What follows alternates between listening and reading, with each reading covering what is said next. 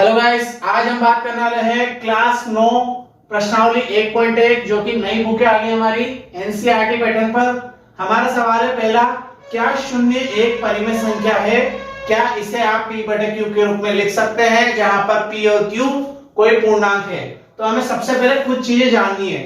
पहले है परिमेय संख्या। परिमेय संख्या क्या होती है? जिसे हम p बटा q के रूप में लिख सकते हैं। दूसरी चीज है हमारी कि पूर्णांक क्या होता है? पूर्णांक मतलब हम संख्या रेखा जानते हैं, हमने पढ़ा हुआ पिछली क्लास में 0 1 2 3 4 माइनस का 1 माइनस का 2 माइनस का 3 माइनस का 4 या फिर इसके बीच में कोई सी भी बटे वाली संख्या। तो पूर्णांक मतलब जिसमें ऋणात्मक और धनात्मक दोनों ही संख्या आ गई हो, वो होगी हमारी पूर्णांक। ठीक है। अब P और बटे Q को हम कैसे परिभाषित करें? P बटे Q कोई पूर्णांक हो सकता है, मान लीजिए वो 3/4 भी हो सकता है, 9/7 भी हो सकता है। ठीक है। लेकिन जहां पर दोनों ही संख्या सह अभाज्य होनी चाहिए। क्या होनी चाहिए? सहअभाज्य। अभाज्य मतलब आप जानते हैं ऐसी संख्या जिसका और कोई गुणनखंड ना हो। For example 2 3 5 7 11 13 17 19 23। ठीक है। और भी हैं जिनमें और किसी का भी भाग न जाता हो। तो वो कह रहा है कि क्या शून्य एक परिमेय संख्या है? तो बिल्कुल शून्य एक परिमेय संख्या है। तो आंसर आएगा हमारा हाँ, शून्य एक परिमेय संख्या है। अब कैसे है? p बटे q के रूप में लिख सकते हैं जी, बिल्कुल। इसे 0/1 या फिर 0/2 0/3 या 0/-5। ठीक है। हमें कंडीशन क्या है कि जहां पर हमारे पास q बराबर 0 नहीं होना चाहिए। क्या नहीं होना चाहिए? 0 नहीं होना चाहिए। अब हम बात करेंगे सवाल नंबर 2, 3 और 4 के बीच में 6 परिमेय संख्या ज्ञात करो। तो इसके हमारे पास दो तरीके हैं। पहला तरीका है कि 3 + 4/2 तो हुआ हमारा 7/2। अब यहां पर हमें क्या मिल गया? 3 और 4 के बीच में हमें संख्या मिल गई 7/2। ठीक है। अब 3 व 7/2 के बीच परिमेय निकालेंगे हम। कितना आएगा? 3 + 7/2 ये जो दो लगाएंगे हम, सूत्र का लगाएंगे। सूत्र है हमारा r + s/2। अगर हमें p बटे q चाहिए किन्हीं दो संख्याओं के बीच में, तो अब हम क्या करते हैं? ये दो तो ऐसा वैसा लिख दिया, इसके नीचे कुछ भी नहीं तो क्या आएगा? 1 और 2 का ऐसे में आएगा 2। ऐसी संख्या जिसमें दोनों का भाग चला जाए तो 2। 1 का भाग 2 में देंगे तो कितना आएगा? 2। 2 को 3 से गुणा करेंगे। देखो नीचे वाली संख्या का भाग देते हैं और ऊपर वाली संख्या से गुणा करते हैं तो कितना आएगा? 6। अब 2 का भाग 2 में देंगे तो कितना आएगा? 1। 1 को 7 से गुणा करेंगे तो क्या आएगा? 7 और चिन्ह वर्ग का वही।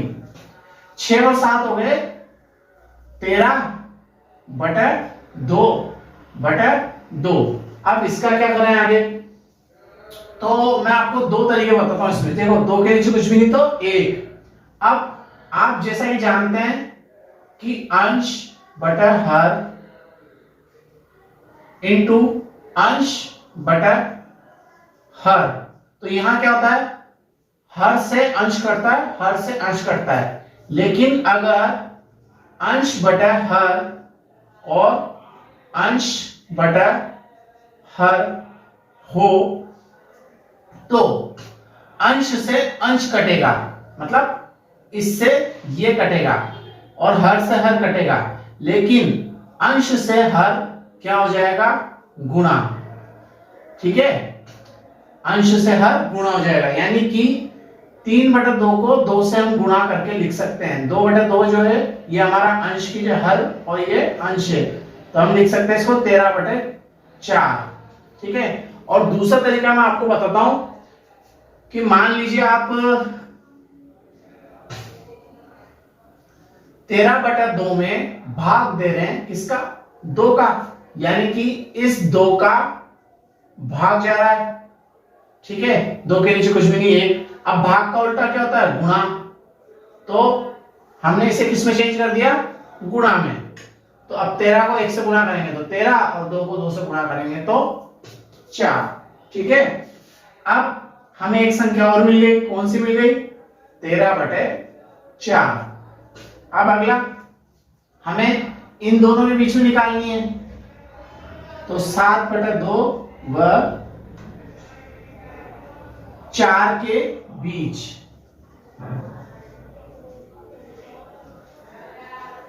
परिमेय।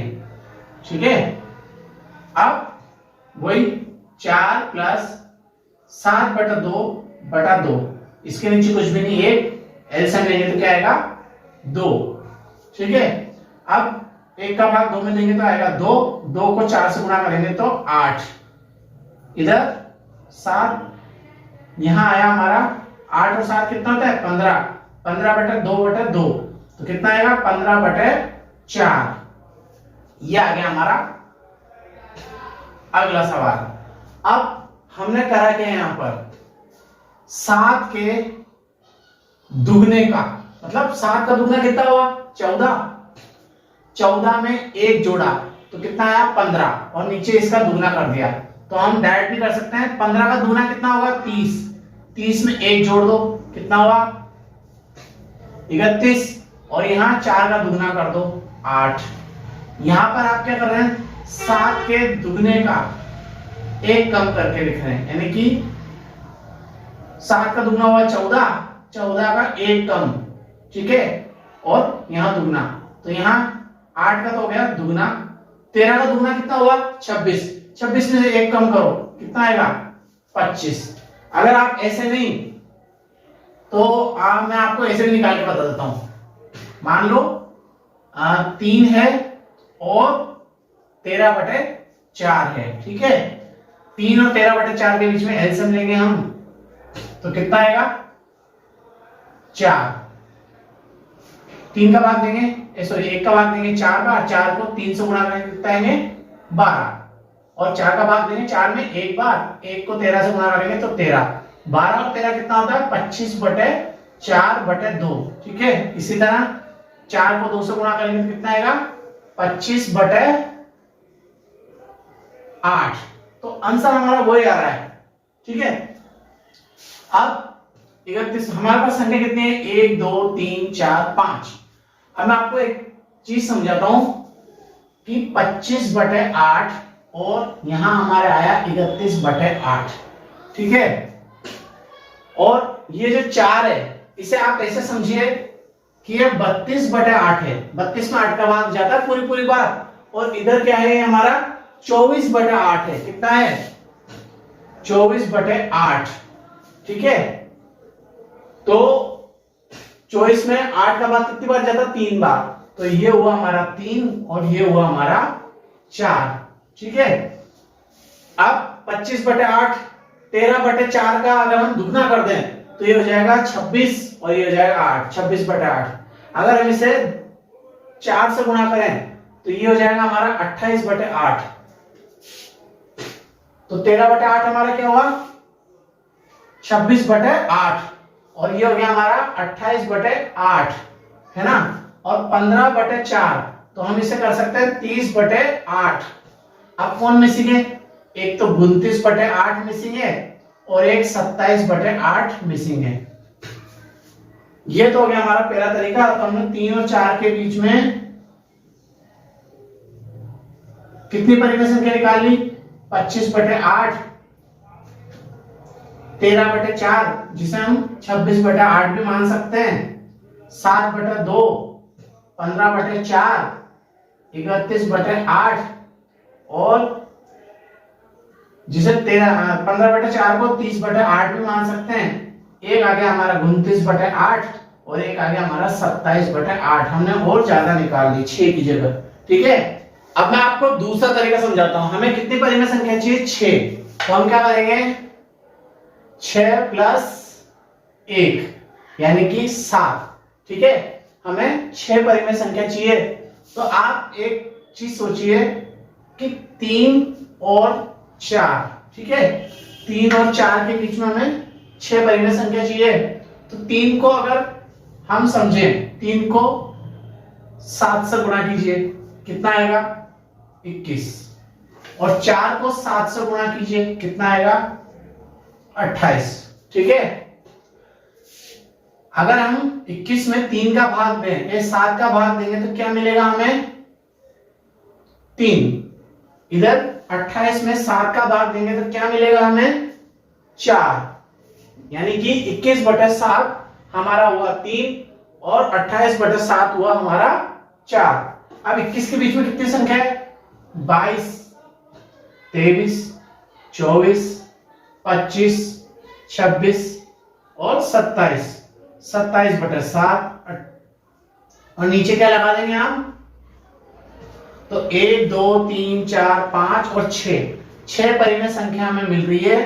तो 3 व 4 के बीच में 6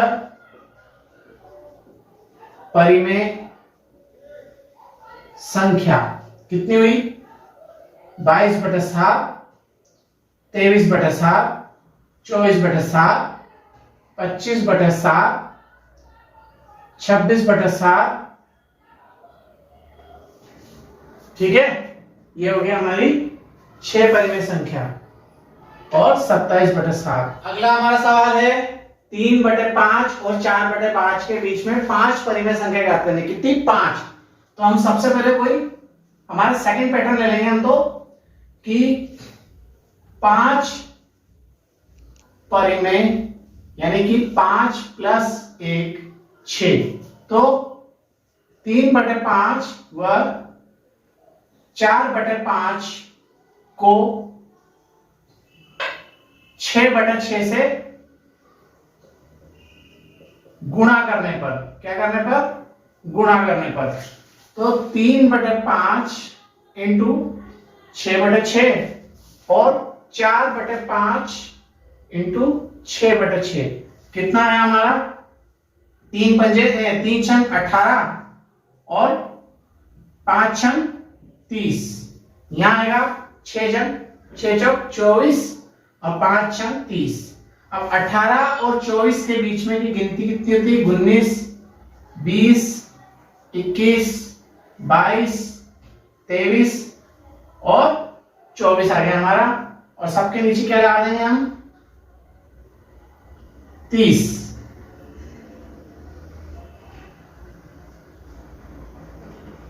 अब अगर हम इसे और शॉर्ट फॉर्म में चाहिए हमें, तो हमें 19/30 तो मिल ही गया, 0 से 0 कट गया, 2/3, 21/30 ये नहीं कटेगा, ये कट जाएगा हमारा 2 से, 11/15 ये नहीं कटेगा। तो हमें 23/30 नहीं कटेगा। तो 5 संख्या में मिल गई। किसके बीच में? 3/5 और 4/5 के बीच में 5 परिमेय संख्या हमें मिल गई। बहुत आसान। अगला हमारा सवाल है, नीचे दिए गए कथन सत्य है या असत्य, कारण के साथ अपने उत्तर दो। तो पहला हमारा, प्रत्येक प्राकृत संख्या एक पूर्ण संख्या होती है। पहले हम समझे प्राकृत क्या होती है। प्राकृत मतलब 1, 2, 3, 4, 5, 6 से लेके अनंत तक संख्या होती है जिसमें 0 इंक्लूड नहीं होता। अब पूर्ण संख्या वो होती है जहां पर 0 इंक्लूड हो जाता है। अब 0 से भी छोटी संख्या होती है, हाँ होती है माइनस वाली, उन्हें बोलते हैं पूर्णांक। तो ये बोल रहा है प्रत्येक प्राकृत संख्या, ये रही प्राकृत संख्या, ये पूर्ण संख्या होती है। तो आंसर आएगा हमारा सत्य। क्या आएगा? सत्य। कि हाँ, प्रत्येक प्राकृत संख्या एक पूर्ण संख्या होती है। क्यों होती है? क्योंकि यह पूर्ण संख्या में भी आती है ना, एक पूर्ण संख्या भी है, क्योंकि शून्य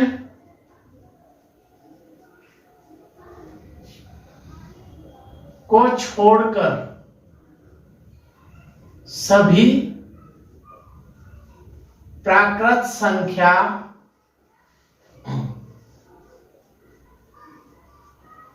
पूर्ण संख्या में उपस्थित है। ये सारी संख्याएं पूर्ण संख्या में भी है। अब सेकंड है हमारा प्रत्येक पूर्णांक, मतलब जिसमें माइनस भी आ गया। पूर्णांक शब्द सुनते ही आप समझ जाए कि ऋणात्मक और धनात्मक दोनों आ गए। असत्य, क्यों? पूर्णांक क्या है? ले रहा। अब ये सारी पूर्णांक जो है पूर्ण भी है क्या? यानी कि माइनस का 5 पूर्ण में आ रहा है, मतलब पूर्णांक पूर्ण में मिल रहा है क्या हमें? नहीं, इसमें माइनस की संख्या नहीं है, क्योंकि ऋणात्मक संख्याएं पूर्ण संख्या में उपस्थित नहीं होती।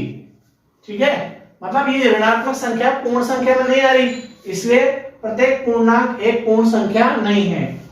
प्रत्येक परिमेय संख्या, अब परिमेय क्या होती है? यानी कि P/Q के रूप में जिसे लिखा जा सकता है। फॉर एग्जांपल अगर हम उसे संख्या रेखा में दिखाना चाहें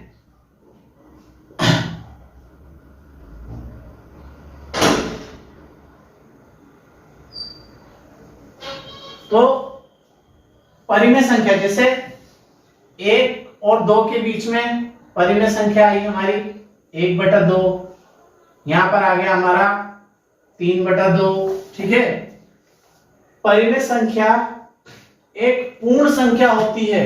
अब परिमेय संख्याएं P/Q, जहां पर हमें बस एक ही कंडीशन चाहिए कि Q 0 नहीं आना चाहिए। क्या नहीं आना चाहिए? 0। तो असत्य है। क्यों है असत्य? क्योंकि परिमेय संख्या में